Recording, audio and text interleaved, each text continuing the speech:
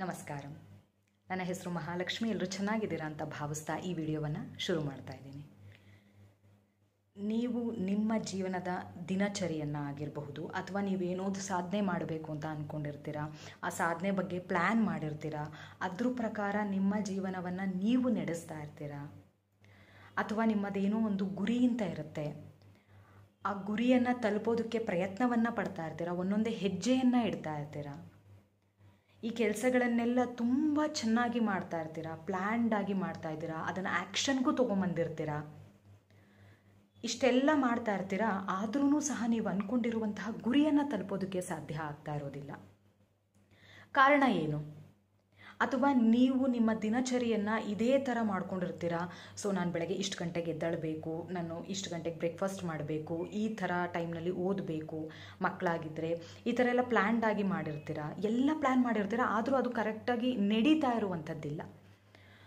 So ಹಾಗಾದರೆ ಇದಕ್ಕೆಲ್ಲ ಕಾರಣ ಏನು ಅಂತಂದರೆ, ನೀವು ನಿಮ್ಮ ದಿನಚರಿ ಆಗಿರಬಹುದು, ನಿಮ್ಮ ಲೈಫ್ ಸ್ಟೈಲ್ ಬಗ್ಗೆ ಆಗಿರಬಹುದು, ನಿಮ್ಮ ಡೆಸ್ಟಿನೇಷನ್ ಬಗ್ಗೆ ಆಗಿರಬಹುದು, ನಿಮ್ಮ ಗುರಿಯ ಬಗ್ಗೆ ಆಗಿರಬಹುದು, ನಿಮ್ಮ ಗುರಿಯನ್ನು ತಲುಪುವ ವಿಧಾನದ ಬಗ್ಗೆ ಆಗಿರಬಹುದು, ಬೇರೆಯವ್ರ ಜೊತೆ ನೀವು ಶೇರ್ ಮಾಡ್ತಾ ಇದ್ದೀರಾ ಅಂತ ಅನ್ನೋದಾದರೆ ಇದೇ ನಿಮಗೆ ಕಂಟಕವಾಗಿ ಇರುವಂಥದ್ದು.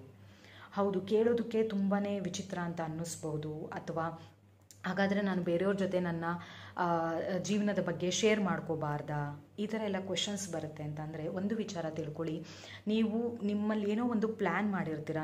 ನಾನು ಇದೇ ಥರ ಜೀವನದಲ್ಲಿ ಸಾಧನೆಯನ್ನು ಮಾಡಬೇಕು, ಅಥವಾ ನನ್ನ ಜೀವನದಲ್ಲಿ ಇದೇ ಗೋಲ್ ಅಂತ ಇದೆ ನಂದು, ಅದ್ರ ಪ್ರಕಾರನೇ ನಾನು ನನ್ನ ಜೀವನದಲ್ಲಿ ನಡ್ಕೊಂಡು ಹೋಗ್ತಾ ಇರ್ತೀನಿ. ಇನ್ನೂ ಹೇಳಬೇಕಂತ ಅನ್ನೋದಾದರೆ, ನೀವೇನಾದರೂ ಮಾತಾಡಬೇಕಾದ್ರೆ, ಈಗ ಎಲ್ಲರೂ ಕೂತಿರ್ತೀವಿ, ಮೇಯ್ನಾಗಿ ಹೇಳೋದಾದರೆ ಲೇಡೀಸ್ಗೆ ಹೇಳೋದು ಅಂತಂದರೆ, ಅಥವಾ ಇವೊಂದು ಬಾಯ್ಸ್ ಆಗಿರ್ಬೋದು, ಜೆಂಟ್ಸ್ ಆಗಿರ್ಬೋದು, ಮಾತಾಡ್ತಾರೆ. ಏನಂತ ಮಾತಾಡ್ತಾರೆ ಅಂತ ಅನ್ನೋದಾದರೆ, ಮಕ್ಕಳ ವಿಚಾರವಾಗಿ, ನನ್ನ ಮಗ ಇಷ್ಟು ಬೆಳಗ್ಗೆ ಎದ್ದೇಳ್ತಾನೆ, ಇಷ್ಟೊತ್ತು ಕೂತ್ಕೊಂಡು ಓದ್ತಾನೆ, ಈ ಥರ ನನ್ನ ಮಗ ಕಾನ್ಸಂಟ್ರೇಷನ್ ಮಾಡ್ತಾನೆ, ಅಥವಾ ನನ್ನ ಮಕ್ಕಳು ಈ ಥರ ಕ್ಲಾಸಸ್ಗೆಲ್ಲ ಹಾಕಿದ್ದೀನಿ, ಸೊ ಈ ಥರ ಎಲ್ಲ ಅವರು ಗ್ರೋತ್ ಆಗ್ತಾ ಇದ್ದಾರೆ ಅವ್ರ ಜೀವನದಲ್ಲಿ, ಮತ್ತು ಬೆಳಗ್ಗೆ ಇಷ್ಟು ಗಂಟೆಗೆ ಎದ್ದೇಳ್ತಾರೆ, ಇಷ್ಟು ಗಂಟೆ ಓದ್ತಾರೆ, ಇಷ್ಟು ಮಾರ್ಕ್ಸ್ಗಳನ್ನು ತೆಗಿತಾ ಇದ್ದಾರೆ, ಈ ಥರ ಹೇಳುವಂಥದ್ದಾಗಿರ್ಬೋದು. ಅಥವಾ ನೀವೇ ಖುದ್ದಾಗಿ ನಿಮ್ಮ ಬಗ್ಗೆ ಎಲ್ಲರೂ ಹೋದಾಗ ಮೇ ಬಿ ಅವ್ರು ನನ್ನ ವೆಲ್ ವಿಷರ್ ಅಂತ ಅಂದ್ಕೊಂಡು ನಾವೇನು ಮಾಡ್ತೀವಿ, ನಮ್ಮ ರಿಲೇಟಿವ್ಸ್ ಆಗಿರಬಹುದು ಅಥವಾ ನಮ್ಮ ಫ್ರೆಂಡ್ಸ್ ಜೊತೆ ಆಗಿರಬಹುದು, ಇಲ್ಲ ನನ್ನ ಜೀವನದಲ್ಲಿ ಈ ಥರ ಎಲ್ಲ ನಡೀತಾ ಇದೆ, ನಾನು ಬೆಳಗ್ಗೆ ಇಷ್ಟು ಗಂಟೆಗೆ ಎದ್ದೇಳ್ತೀನಿ, ಮತ್ತು ಈ ಥರ ಎಲ್ಲ ನನ್ನ ಜೀವನ ತುಂಬಾ ಕಟ್ಟುನಿಟ್ಟಾಗಿ ನಡೀತಾ ಇರುವಂಥದ್ದಾಗಿರ್ಬೋದು, ನಾನು ತುಂಬ ಆರೋಗ್ಯವಾಗಿದ್ದೀನಿ, ಏನಕ್ಕೆ ಆರೋಗ್ಯವಾಗಿದ್ದೀನಿ. ಸೊ ಎಲ್ಲ ನೀವೇನು ಮಾಡ್ತೀರಾ ಅಂತಂದರೆ ನಿಮ್ಮ ದಿನಚರಿ ಬಗ್ಗೆ ಹೇಳುವಂಥದ್ದಾಗಿರಬಹುದು. ಅಥವಾ ನೀವೇನೋ ಒಂದು ಗುರಿ ಇಟ್ಕೊಂಡಿರ್ತೀರಾ, ಆ ಗುರಿಯನ್ನು ನಾನು ತಲುಪಿಬಿಡ್ತೀನಿ, ಸೊ ಈ ಥರ ನಾನು ಇಷ್ಟು ದಿನಗಳಲ್ಲಿ ಅಥವಾ ಇಷ್ಟು ವರ್ಷದಲ್ಲಿ ಇಷ್ಟು ತಿಂಗಳುಗಳಲ್ಲಿ ನಾನು ಗುರಿಯನ್ನು ತಲುಪಿಬಿಡ್ತೀನಿ. ಸೊ ಈ ಥರ ನೀವೇ ನಿಮ್ಮ ಬಗ್ಗೆ ಏನು ಮಾಡ್ತೀರಾ ಅಂತಂದರೆ ಬೇರೆಯವ್ರ ಹತ್ರ ಹೇಳ್ಕೊಳೋದಕ್ಕೆ ಹೋಗ್ತೀರಾ.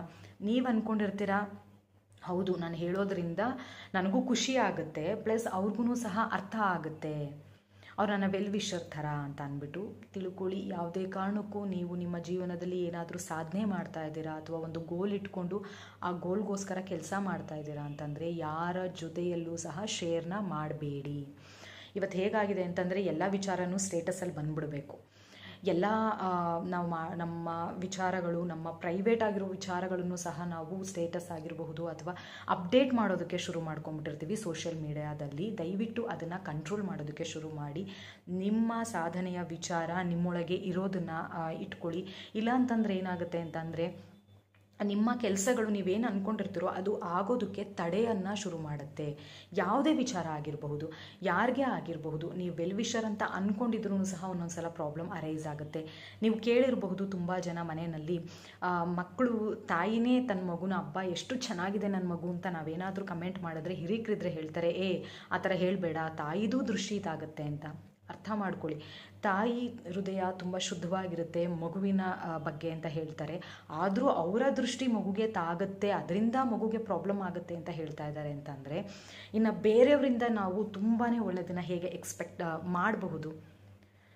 ಸೊ ಈ ಮಾಹಿತಿ ನಿಮಗೆ ತುಂಬ ಉಪಯುಕ್ತವಾಗಿದೆ ಅಂತ ನಂಬಿ ಈ ವಿಡಿಯೋವನ್ನು ಇಲ್ಲಿಗೆ ಮುಕ್ತಾಯಗೊಳಿಸ್ತಾ ಇದ್ದೀನಿ. ಸರ್ವೇ ಸಜ್ಜನಃ ಸುಖಿನೋ ಭವಂತು. ನಮಸ್ಕಾರ.